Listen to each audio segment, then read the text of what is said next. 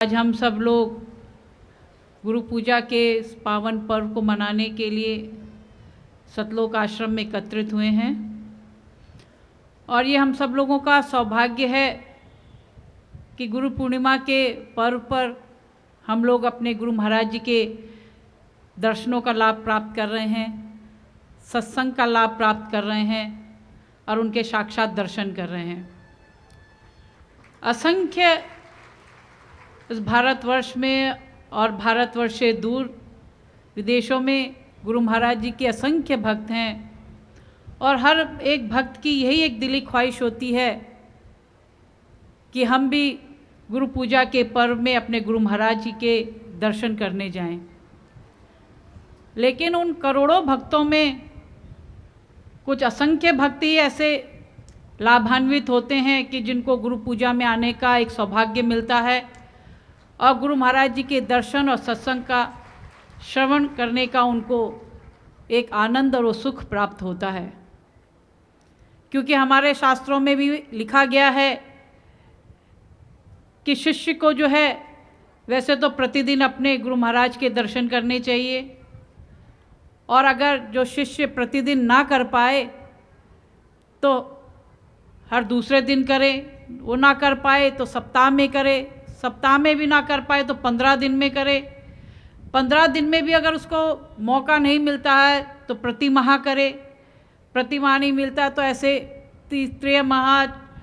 छठे माह सब जगह ऐसे करके कहा है कि उस समय उसको ज़रूर अपने गुरु महाराज के दर्शन करना चाहिए। और साल भर में अगर उसको ऐसा मौका भी नहीं मिल पाता कि 3 महीने 6 महीने 9 महीने 12 महीने में भी उसको नहीं दर्शन हो पाते तो गुरु पूर्णिमा का वो दिन महत्वपूर्ण दिन होता है कि उस दिन एक भक्त को अपने गुरु महाराज के दर्शन अवश्य करने चाहिए। तो आप सब लोग बड़े सौभाग्यशाली हैं कि आप लोग उन करोड़ों भक्तों में से ऐसे भक्त हैं कि जिनको गुरु पूर्णिमा के अवसर पे ये सौभाग्य प्राप्त हुआ कि साक्षात आप गुरु महाराज के दर्शन कर रहे हैं, उनके सत्संग के प्रसाद को प्राप्त कर रहे हैं। तो ये आप सब लोगों का ये बड़ा सौभाग्य है। अभी देखो गुरु महाराज जी कितने महीनों से इस ज्ञान का प्रचार और प्रसार के लिए कितने ही परिश्रम कर रहे हैं, कितने प्रांतों का में सत्संग प्रचार करते करते आज गुरु पूर्णिमा के पर्व में वो सतलोक में पहुँचे हैं। और जहाँ जहाँ गुरु महाराज जी के चरण पड़ रहे हैं वहाँ वहाँ जो है असंख्य भक्त को का एक सैलाब जो है हर जगह उमड़ा रहता है। अभी गंगा दशहरा के पर्व में जब हम लोग बरेली में थे तो वहाँ भी यहाँ से चौगुनी जनता वहाँ पे थी, वहाँ भक्त समाज पहुँचा हुआ था, इतनी अधिक वहाँ पे लोग एकत्रित हुए थे। अभी आज ही शरदे जी महाराज पूरे 1.5 महीने का टूर करते, प्रोग्राम करते हुए, सत्संग का प्रचार करते करते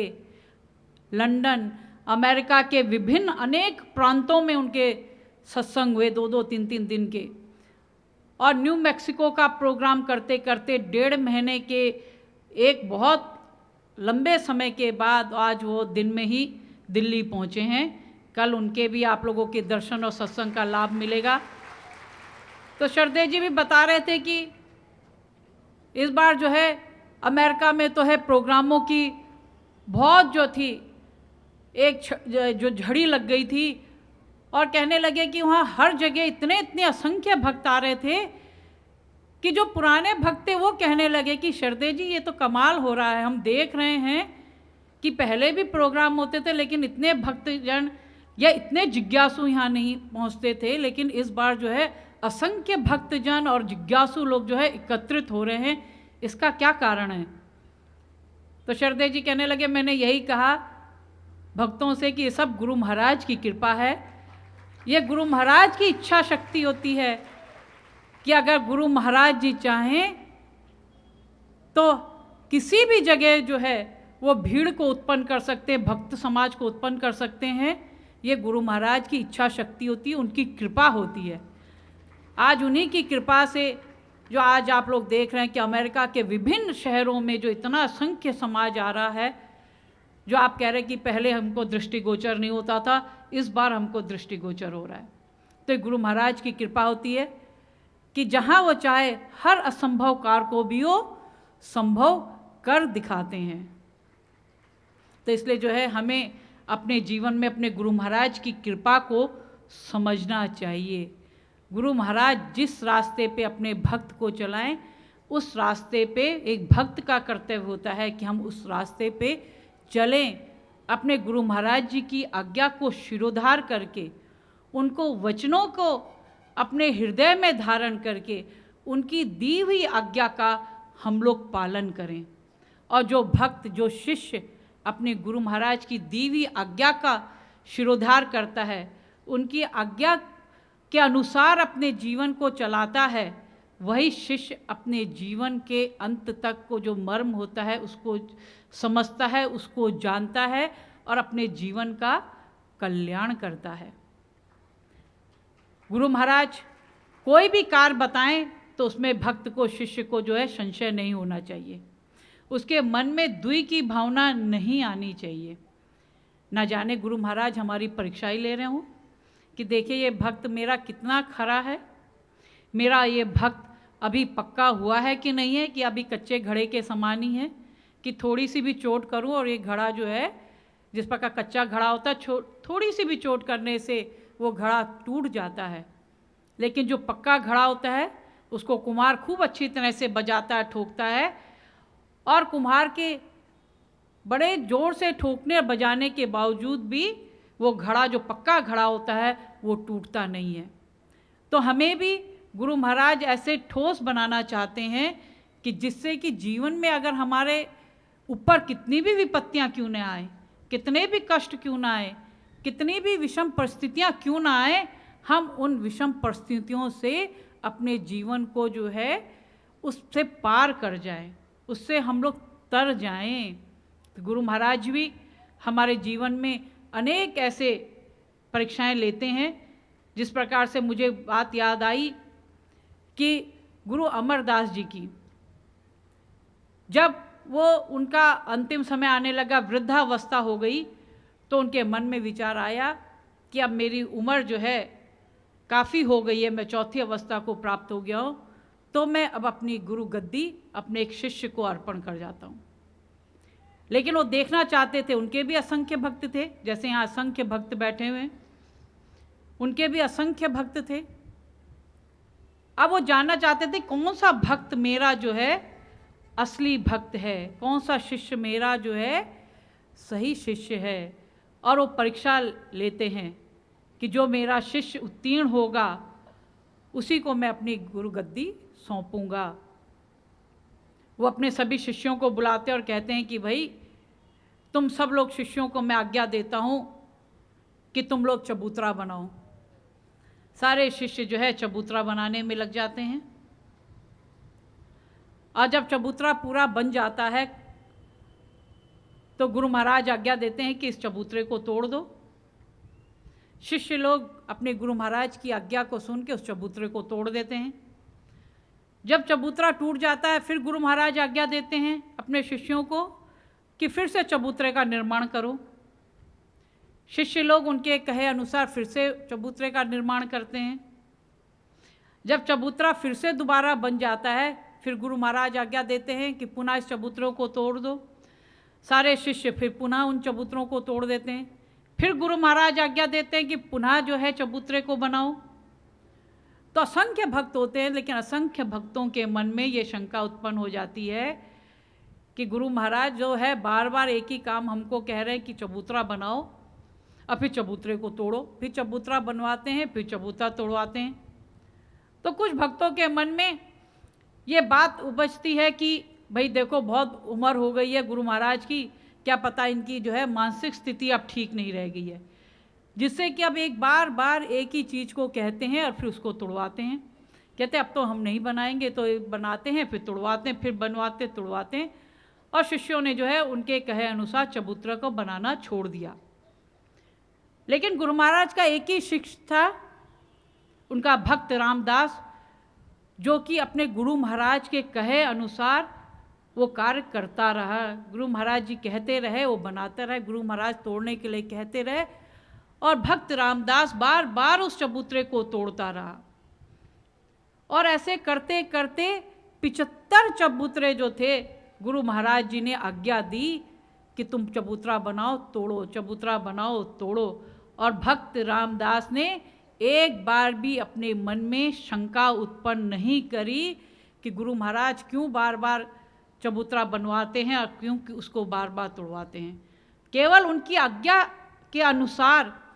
जो उनकी आज्ञा थी उस आज्ञा के अनुसार ही वो बार बार चबूतरे को बनाते रहे और तोड़ते रहे। और जब 75वां चबूतरा बन गया तो गुरु महाराज अपने भक्त रामदास को कहते हैं कि भक्त, तू ही मेरा सच्चा शिष्य निकला, तू ही मेरा सच्चा भक्त निकला। कहने के लिए तो मेरे असंख्य भक्त थे, लेकिन मेरी एक आज्ञा के कहने पर भी उन्होंने 2-3 बार तो आज्ञा को माना, लेकिन फिर उस आज्ञा को नहीं माना। लेकिन तुम ही मेरे सच्चे शिष्य निकले। कितनी बार कहने के बावजूद भी तुमने उस मेरी आज्ञा का ही शिरोधार किया, मेरी आज्ञा अनुसार तुमने चबूतरे बनाए, उन चबूतरों को तोड़ा, इसलिए तुम मेरे सच्चे शिष्य हो। और उस शिष्य को, भक्त रामदास को, उन्होंने अपनी गुरु गद्दी दी। तो कहने का तात्पर्य यह है कि हमें भी अपने गुरु महाराज की आज्ञा पे हमेशा निरंतर चलना चाहिए। गुरु महाराज जो भी आज्ञा दे उस आज्ञा को मानना प्रत्येक भक्त का, शिष्य का ये परम कर्तव्य हो जाता है। इसीलिए शिष्य तो बहुत से होते हैं, लेकिन क्यों कहा है कि शिष्यों की भी जो है 3 कोटियाँ होती है, उच्च कोटि, मध्यम कोटि, निम्न कोटि। निम्न कोटि के भक्त शिष्य वो होते हैं कि अगर गुरु महाराज किसी बात को कहें तो कई शिष्य ऐसे भी होते हैं कि एक कान से सुना दूसरे कान से निकाल दिया, उस बात को करते ही नहीं, भूल जाते हैं, टाल मटोल कर जाते हैं। लेकिन जो मध्यम श्रेणी के जो शिष्य होते हैं, वो शिष्य वो होते हैं कि जिनको गुरु महाराज जी कोई आज्ञा दें तब वो कार्य करते हैं, अपनी इच्छा से नहीं करते। जब गुरु महाराज कहेंगे ये काम करो तब वो करेंगे। और जो तीसरा जो होता है प्रथम श्रेणी का भक्त, वो होता है कि जो भक्त अपने गुरु महाराज की मन की बात को जान लेता है कि गुरु महाराज क्या मेरे से काम करवाना चाहते हैं। पहले ही जान जाता है कि गुरु महाराज कैसे चाहते हैं, क्या काम कराना चाहते हैं, और पहले ही उनकी आज्ञा के अनुसार पहले ही वो अपने कार्य करते रहते हैं। तो जो भक्त बिना कहे अनुसार ही गुरु महाराज की मन की आज्ञा के अनुसार अपने सारे कार्य करता रहता है, तो वह भक्त ही प्रथम श्रेणी का भक्त कहलाता है। तो हमें भी अपने जीवन में यही प्रयत्न करना चाहिए कि हम भी निम्न कोटि के, मध्यम कोटि के भक्त न बने, बल्कि हम भी जो हैं प्रथम श्रेणी के, जो उच्च श्रेणी के भक्त होते हैं, वो भक्त बने, जिससे कि हम अपने गुरु महाराज जी की आत्मा को प्रसन्न कर सकें। गुरु महाराज जी की आज्ञा में जब हम रहेंगे तभी हम गुरु महाराज जी की आत्मा को प्रसन्न कर सकते हैं। काम तो कर रहे हैं हम उल्टे, और फिर हम कहें कि गुरु महाराज की हमारे ऊपर कृपा नहीं हो रही है। कृपा तो उसी भक्त के ऊपर होगी जो गुरु महाराज जी की आज्ञा में रहता है, जो गुरु महाराज जी की आज्ञा रूपी किले में रहता है। क्योंकि ये तो साधारण सी बात है, हम भी अपने जीवन में अगर देखें, अगर कोई एक छोटा बच्चा अपने माता पिता के साथ एक किसी मेले को देखने जाता है, और जब बच्चे को ये अहंकार हो जाता है कि अरे मैं तो बहुत बड़ा हो गया, मुझे माता पिता की ज़रूरत नहीं है, माता या पिता का मैं हाथ क्यों पकड़ूं, मैं तो अपने आप ही इस मेले को देख सकता हूं। और जिस बच्चे के मन में भावना आ जाती है और अपने माता पिता का हाथ तो छोड़ देता है, तो वही बच्चा जो है उस मेले में खो जाता है। लेकिन वो बच्चा जो अपने माता पिता की उंगली को हमेशा पकड़े रहता है, अपने माता पिता के साथ चलता है, वही बच्चा अपने माता पिता के साथ पूरे मेले को भी देख लेता है, उसमें लगे हुए झूलों का भी आनंद ले लेता है, उसमें लगे हुए नाटकों का भी आनंद देख लेता है, उसमें लगे हुए जितने करिश्मे होते हैं उन करिश्मों का भी आनंद ले लेता है, और खुशी खुशी अपने घर भी लौट आता है। लेकिन जिस बच्चे ने अपने माता पिता का साथ छोड़ दिया, उसकी उंगली पकड़ना छोड़ दिया, तो ना तो वो किसी मेले का वो आनंद लूट पाता है, ना कोई करिश्मा ही देख पाता, ना कोई कर्तव्य ही देख पाता है, ना वहाँ पे लगे लगे जो विभिन्न दुकानें हैं उसमें लगे हुए विभिन्न व्यंजनों का ही स्वाद ले पाता है, और रोते रोते वो सारा समय अपना बर्बाद कर देता है। तो यही ठीक स्थिति एक जीव की भी है। हम जीव भी इस संसार रूपी मेले में हम आए हैं, और हमने अगर गुरु महाराज जी के हाथ को पकड़ा हुआ है, उनकी उंगली को पकड़ा हुआ है, तो हम इस संसार रूपी मेले में रहते हुए सारे क्रियाकर्मों को भी करते हैं, और उसके बाद जो है अपने जीवन को भी, अपने जीवन का भी कल्याण करते हैं। लेकिन वो जीव जो इस संसार रूपी मेले में आने के बावजूद भी गुरु महाराज के हाथ को नहीं पकड़ता है, या उसको हाथ को पकड़ के छोड़ देता है आधे रास्ते में, तो उस जीव का भी वही हश्र होता है जो उस बच्चे का होता है जिसने अपने माता पिता के हाथ को छोड़ दिया। वो इस संसार में तो आता है, लेकिन संसार की भौतिक जो वस्तुएं होती हैं, उन भौतिक वस्तुओं के ही चकाचौंध में इतना रम जाता है, इतना मस्त हो जाता है, और फिर अपने गुरु महाराज के हाथ को छोड़ देता है, उनकी उंगली को छोड़ देता है, और इन्हीं चीज़ों में, इसी दलदल में, इस माया रूपी दलदल में, इस लोभ रूपी दलदल में, इस क्रोध रूपी दलदल में, इसी दलदल में वो फंस के अपनी जीवन लीला को समाप्त कर देता है। इसलिए हमको चाहिए कि हम अपने जीवन का कल्याण करें, अपने जीवन को उन्नत बनाएं, और अपने इस लोक को भी न तारे बल्कि परलोक को भी तारे। तो इसके लिए एक बहुत अहम बात यही है कि हम अपने गुरु महाराज की आज्ञा को शिरोधार्य करें। उन्होंने जो बातें हमें बताई, उस बातों को हम केवल सुने नहीं, बल्कि अपने जीवन में भी आत्मसात करें, अपने जीवन में भी उन बातों को अपनाएं, और जिस मार्ग में गुरु महाराज चलने की आज्ञा देते हैं, जिस मार्ग में गुरु महाराज चलने के लिए हमें प्रेरणा देते हैं, उसी मार्ग में, उसी सत्य मार्ग में हम जीवन भर अगर चलते रहेंगे तो हम अपने जीवन के लक्ष्य को प्राप्त कर लेते हैं। लेकिन हमने गुरु महाराज की आज्ञा को नहीं माना, उनके बताए हुए निर्देशों पे नहीं चले, उनके बताए हुए आज्ञा का अनुसरण नहीं किया, उनके बताए हुए मार्ग का अनुकरण नहीं किया, तो हमारी स्थिति भी वही होगी कि हम थोड़ी दूर तो राह चलते चलते हैं, लेकिन आधे रास्ते में ही अपने रास्ते से भटक जाते हैं, और जो हमारे जीवन का लक्ष्य है, जो जीवन का गोल है, उस लक्ष्य को हम नहीं प्राप्त कर सकते। इसलिए आप लोगों ने जो इस ज्ञान को प्राप्त किया है, गुरु महाराज के द्वारा जो ज्ञान हमको मिला है, उस ज्ञान को प्राप्त करके हम गुरु महाराज के बताए हुए मार्ग पे चले। जो उन्होंने हमें ज्ञान रूपी बीज हमारे हृदय रूपी खेत में जो बोया है, उसको जो है हम लोग सेवा से, सेवा रूपी खाद उसमें डालें, सत्संग रूपी वर्षा से उसको हम सींचें। ये नहीं कि हमने ज्ञान तो प्राप्त कर लिया